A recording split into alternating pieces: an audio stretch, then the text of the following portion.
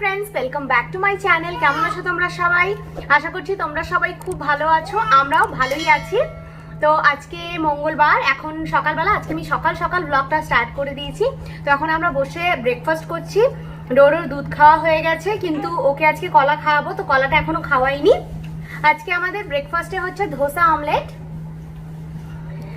তো এর detail recipe আমি শেয়ার করেছিলাম অন্য একটা ভিডিওতে, পারলে আমি লিঙ্কটা দিয়ে দেবো, তোমরা চেক করতে চাইলে চেক করে নিতে পারো। তো এখন করব ব্রেকফাস্ট।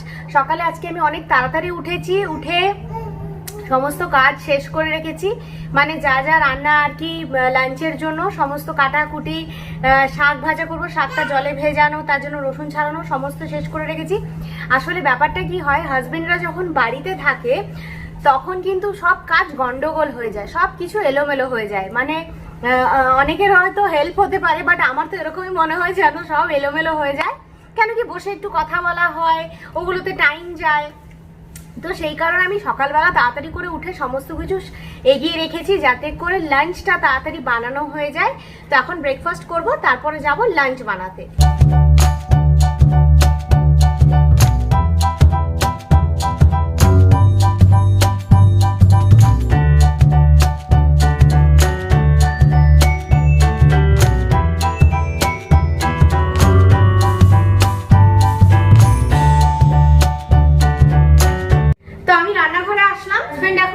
বাইকটা সার্ভিসিং করাতে দিতে। আর আজকে আমাদের মেনু হচ্ছে মাছের ঝোল, একদম পাতলা মাছের ঝোল হবে, তার সাথে হবে শাক ভাজা। শাক আমি খুব একটা নাম জানি না, দুরকম শাক যেগুলো চেনা লাগে সেরকম দুরকম শাক এনেছিলাম, তো সেটাই রাত্রিবেলায় কেটে কুটে রেখেছিলাম, এখন ভিজিয়ে রেখেছি। তো ভাজা হবে, আর হবে করলা। করলার রেসিপিটা আজকে আমি তোমাদের সাথে শেয়ার করব। খুব ইউনিক একটা রেসিপি, অনেকেই হয়তো এরকম ভাবে বানাও না, কিন্তু বানিয়ে দেখো, খুব স্বাদ লাগে খেতে। আর ঘরে যদি এরকম মেম্বার থাকে যে করলা খেতে পছন্দ করে না, সেও কিন্তু এটা খাবে। তাহলে দেখতে থাকো ভিডিওটা, আর রেসিপিটা একদম মিস করো না। এই যে মাছে নুন হলুদ মাখানো রাখা আছে, এবার এটাকে ভাজতে দেব। এইদিকে আমার করলাও কেটে রাখা আছে, এগুলো আমি সকালেই সব করে রেখেছিলাম। আর এখানে শাকও ভিজিয়ে রেখেছি, এটাকে ধুয়ে এবার ভাজা বসাবো।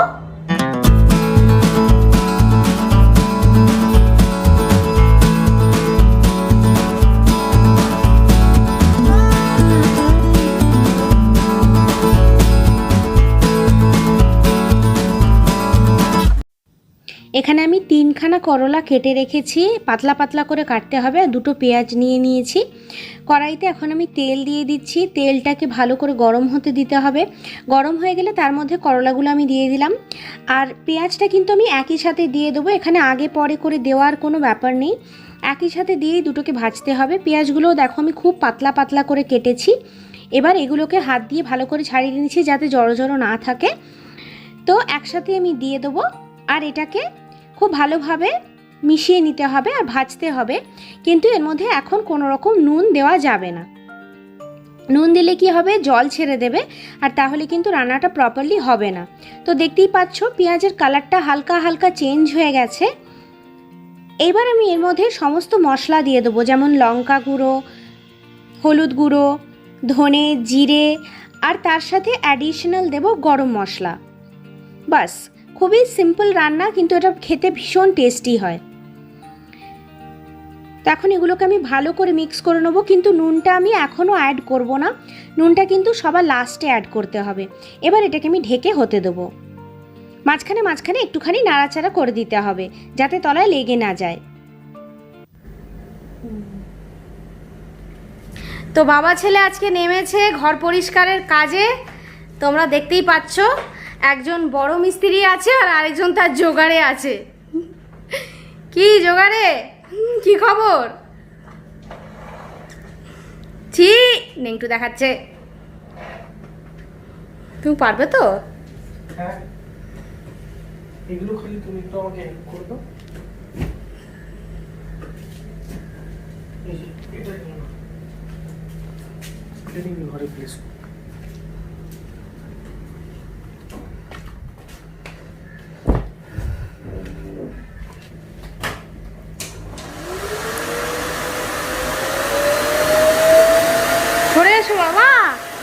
বাবা, ওটা কিন্তু জুজু, সরে এসো।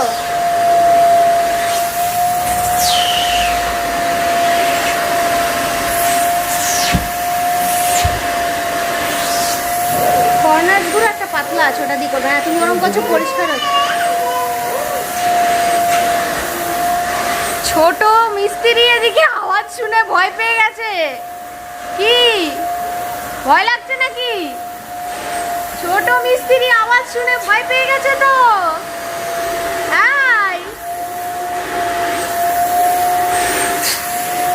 হাজবেন্ড ডেকেছে আজকে সাফাই অভিযানে, সোফা বেড ওগুলো সব পরিষ্কার করবে।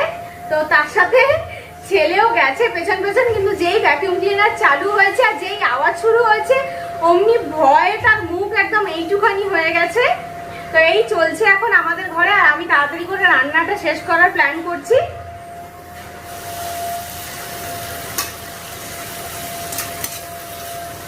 তো এখানে করলাটা আমার অনেকটা ভাজা হয়ে গেছে, কিন্তু পুরোটা এখনও ভাজা হয়নি। তো আমি আন্দাজ মতো নুন এর মধ্যে দিয়ে দিলাম, নুনটা ভালো করে মিক্স করে দিচ্ছি। এবার এটাকে ঢেকে লো ফ্লেমে হতে দেবো। আসছি, দাঁড়াও। এখন আমার ডাক পড়েছে দেখার জন্য যে পরিষ্কার হয়েছে কিনা।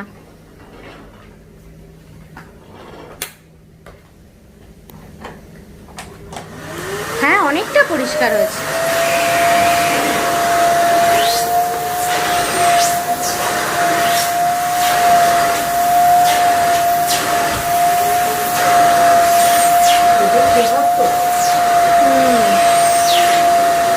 আর কর্নার্স গুলোর জন্য একটা সরু ছোট আছে। তখন থেকে 3বার আমার ডাক পড়লো আর 3বার আমি গেলাম। তো এই হচ্ছে ও যখনই ঘর পরিষ্কার করতে নামে বা যে কোনো কাজে নামে এতবার ডাকবে, আমি বলি যে তুমি ছেড়ে দাও, আমি করে নেবো, তোমাকে করতে হবে না। তাও আজকে লেগেছে। আজকে বেডটাও আমাকে অনেকদিন ধরে বলেছিল যে চাদর পেতো না, কারণ ডোডোর মধ্যে কিছু কিছু জল টল ফেলতে থাকে, তো ওই জন্য ভিজে যায়। তো আমি অনেক সময় চাদর পাতি না, 2-3 দিনের জন্য ছেড়ে দিই আর কি। তো আজকে বেডটাও পরিষ্কার করবে, আজকে কারলানটাও পরিষ্কার করবে। তো এই হচ্ছে আজকের এজেন্ডা, চলছে দিনটা। আর করলাটা আমি বসিয়েছি, ওটা কিন্তু ঢেকে ঢেকে ভাজতে হবে। তো ওটা আমি ঢেকে ঢেকে একদম লো ফ্লেমে ভাজছি, কালারটা একটু চেঞ্জ হওয়া অবধি। খুব ভালো করে ভাজা হয়ে গেলে খুব সুন্দর লাগে খেতে। তো ওটাও ঢেকে ঢেকে ভাজছি। পাশে মাছের ঝোল বসিয়ে দিয়েছি, আর ভাতটা এখন বসাবো। কি দেবো?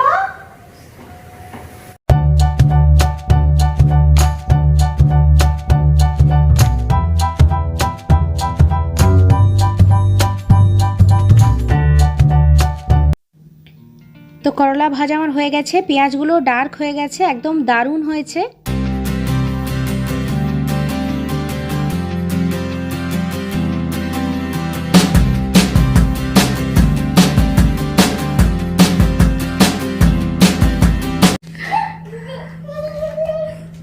বাবা এদিকে ইনিও খুব খুশি, এত কাজ টাজ করে এদিকে ইনিও খুব খুশি। কি এত নাচ হচ্ছে কেন? তো ঘরদুয়ার সব পরিষ্কার হয়ে গেছে আমাদের। তোমাকে মাটন খাওয়াবো, তুমি অনেক কাজ করলে আজকে। কে কিনে ওটা তো আমাকেই কিনে আনতে হবে। রান্না কে করবে? হ্যাঁ আমি করবো তো। রান্না এই ঘরে আমিই করি। তুমি ভাগো এখান থেকে, রান্না তুমি করো। ওই রান্না আমি রোজ খাচ্ছি তোমার হাতের। বাহ দারুণ, ঘর একদম চকচকে করে দিয়েছে।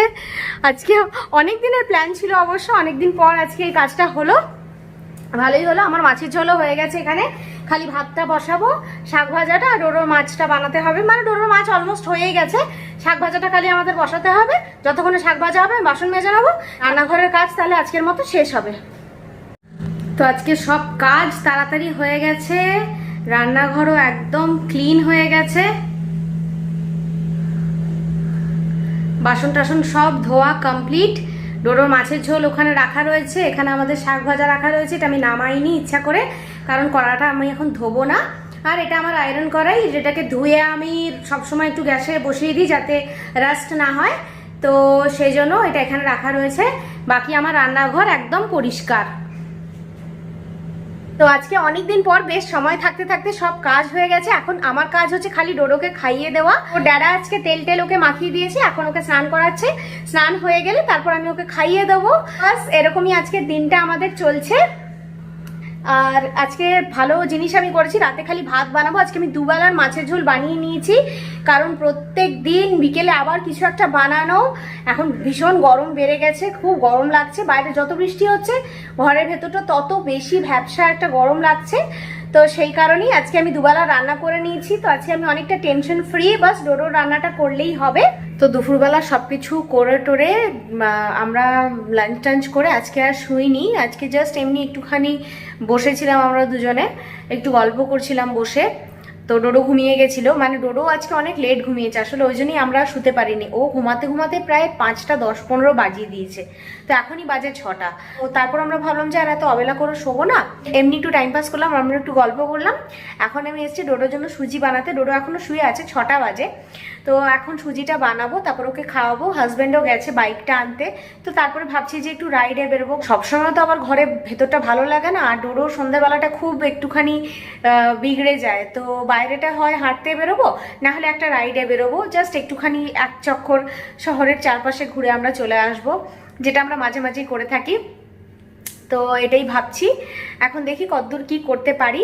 তো ডোডোর জন্য আগে আমি খাবারটা বানিয়ে নিই। তো আমরা একটু বেরোচ্ছি, মানে জাস্ট একটু বাইক রাইডে যাব, একটু ঘুরে চলে আসবো আশেপাশে। তো ডোডো এখন বুঝে গেছে যে এইটা মুখে পড়া মানেই বাইরে যাওয়া। এখন দেখছি এটা দেখেই খুশি হয়ে যাচ্ছে। আর আমি তো যে কি জন্য লিপস্টিক পরেছি আমি নিজেই জানি না, নিজেকেই খুশি করার জন্য পরে নিয়েছি, কারণ মুখে এখন এত বড় একটা মাস্ক পরতে হবে। তো এই হচ্ছে ব্যাপার।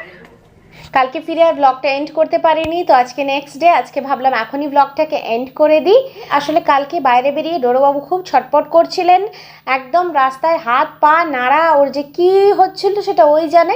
আসলে বাইরে বেরোলে সবসময়ই ও এক্সাইটেড হয়ে যায়, কিন্তু বেশিরভাগ সময় চুপচাপ থাকে। তো কালকে দেখলাম যে একদম নতুন অবতার, রাস্তার মধ্যে নিজের টুপি খুলে রাস্তায় ফেলে দিয়েছে, কোথায় জানি না। জুতোটাও প্রায় খুলে ফেলে দেওয়ার প্ল্যান করছিল, তো জুতোটা কোনো রকমে বাঁচিয়ে নিয়েছি। তো নানা রকম কাণ্ড করে তারপরে আমরা বাড়ি ফিরি, সেই জন্য আর কালকে ব্লগটা এন্ড করা হয়নি। তাহলে আশা করি ব্লগটা তোমাদের ভালো লেগেছে। যদি ভালো লাগে প্লিজ আমার চ্যানেলটাকে কিন্তু সাবস্ক্রাইব করতে একদম ভুলো না। আর যারা যারা সাবস্ক্রাইব করেছো তাদেরকে অনেক ধন্যবাদ। আর ভিডিওসগুলো তোমাদের ফ্রেন্ডস আর ফ্যামিলির সাথে শেয়ার করো। তাহলে দেখা হবে আবার অন্য কোনো ভিডিওতে। সবাই খুব ভালো থেকো, টাটা।